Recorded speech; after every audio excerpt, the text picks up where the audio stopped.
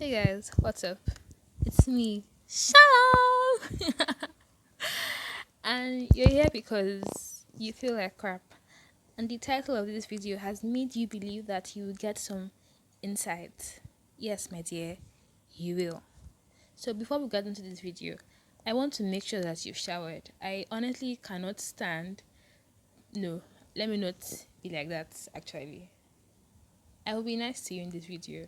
So I hope you've showered. If you're looking to feel better, that's like the first step to have a bath and wear clean clothes. And your bath doesn't have to be, fussy or anything. Just be clean and then come on into this video. I'm waiting for you. There is a direct correlation to how to when you shower and how you feel. I found that most times when I'm sad or I'm in a rut, I find it hard to bathe for some reason. That's not a good thing. So, are you done? Good. Let's continue. The thing with self care is that it is more mental than it is superficial. I've written about this on my blog before, but you work from the inside out. The way you feel inside affects how you teach yourself, how you treat yourself on the outside. And it's always helpful to purge. I journal a lot, and I've noticed that I don't do it when I need to do it the most. You know the thing with feeling bad or like feeling down, it tends to overtake you, like it breeds itself. The moment one negative thought comes, if you're unable to get out of it, it continues to multiply and multiply and multiply, and so you find yourself sinking deeper and deeper. What happens is that it stops you from taking steps to actually feel better. Do you get? That's the thing with being in a rut. So the first thing is to get out of that place and force yourself, not force, well, just push yourself to let go of that emotion. For me, it's journaling, and I journal a lot. And I've noticed that I don't do it as much as I need to do it because of the feeling of not wanting to do anything. You should find an outlet of some sort. Like, some people paint. I paint, and some people sing. Some people watch movies, watch anime. That's a really good option. Just find an outlet, not a socket, but an outlet. Another way to self care is to give. Giving in whatever way forces you to shift outside your mind, and it shifts your focus. This doesn't apply to all situations, but it's always a good idea to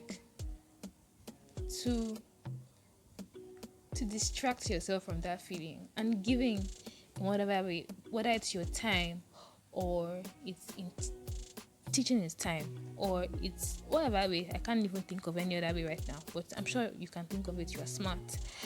You figure something out. So give, and you feel better. I don't know, but like most times when I give somebody something, there's this sense of pride and accomplishment that I feel. Like, yes, I am not a crappy person because I've given somebody something. So yeah, and then you can also, this has to do with journaling, but not as much. You can write it down and weigh it side by side. So when you feel crappy, most times it's because you cannot control something, or you feel like you've lost your marbles, and they're all over the place. So there's that sense of not being in control of your life. And I read in a book by this guy, Brian Tracy. Yes, I think it's Brian Tracy.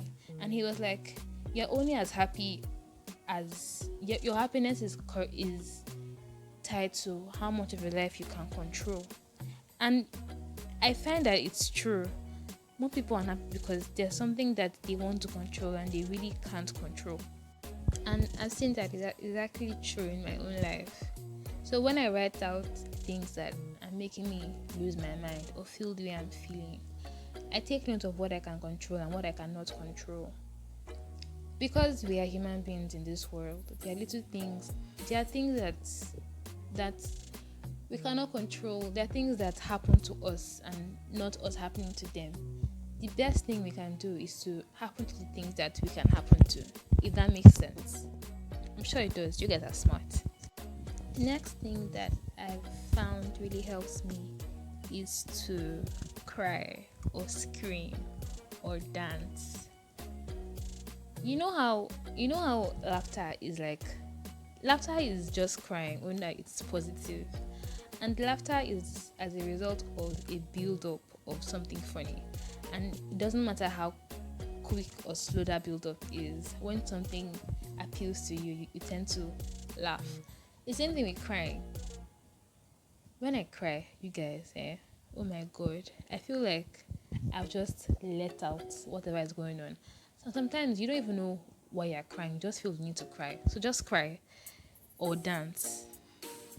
Each time I dance, I don't really know how to dance so well, but I like to move and I enjoy music. So when I dance, I just end up feeling a lot lighter. Plus, it's a really good workout. So it's a win-win situation. Other things you can do is listen to music alone and just spend time with yourself. It's okay to be by yourself, and there's something about enjoying your own company and not having many voices come at you that really helps with your mindset. Next thing I'm about to tell you is something that I should really take my own advice on. And I'm telling you this because I know that it helps. It's just hard for me to do. And it is to tell somebody how I feel. I'm not very, very, very vocal about my feelings and what is going on with me unless I'm about to crack. And even then, it's still very, very hard. But when I do let myself talk to people, it helps. Don't tell my friends this, even though they won't watch this video. But it actually does help. It's also important to know who you are talking to about some things, because not everybody will understand or can understand. It's important to have somebody who you can confide in, no matter the situation, because you just need a friend. And you don't have to tell everybody your business. It just helps when there's somebody who you can tell what's going on with you.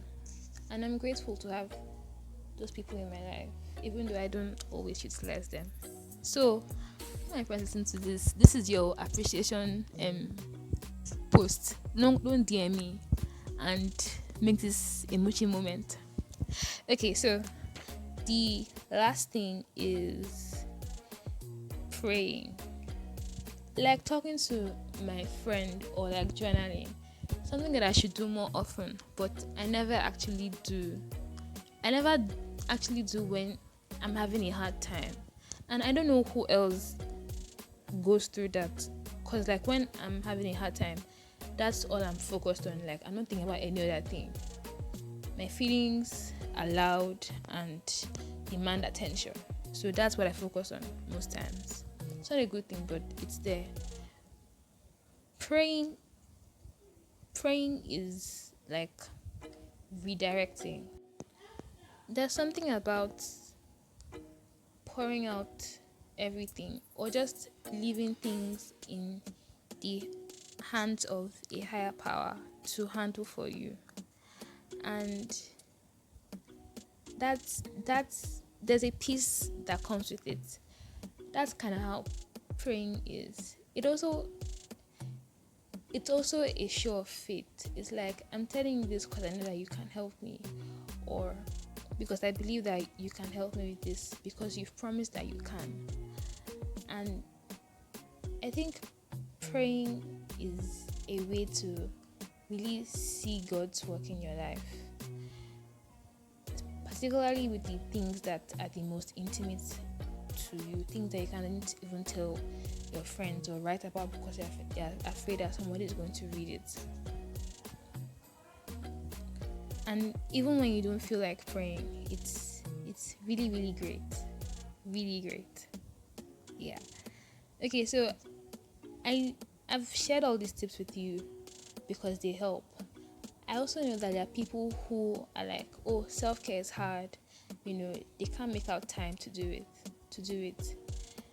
Setting out a time and a place to take time for yourself is really, really important. So put it to your schedule. For example, I have days when I must exfoliate my skin because I have really, really dry skin.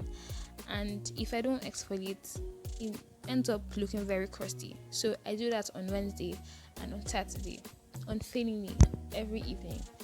I've missed it a lot of times, but it's something that is ingrained in me now. Self-care is a practice. It doesn't come naturally to a lot of people. And it's one of the things that you should take time out for. You're really, really important, and you are precious and fantastic, and you need a little work sometimes. Everybody does.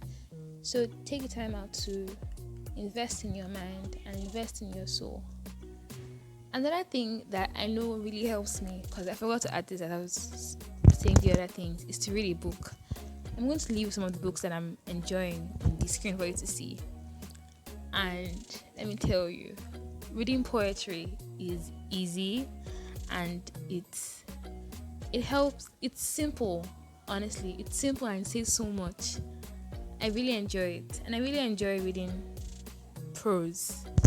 The English to me is talking, but haha. So read something, an article. I've started reading articles on the New Yorker and the New York Times too. Those are really, really great. So yeah, thank you so much for being with me on this video. I will see you in the next one. Subscribe if you want, like if you liked it, and yeah, enjoy.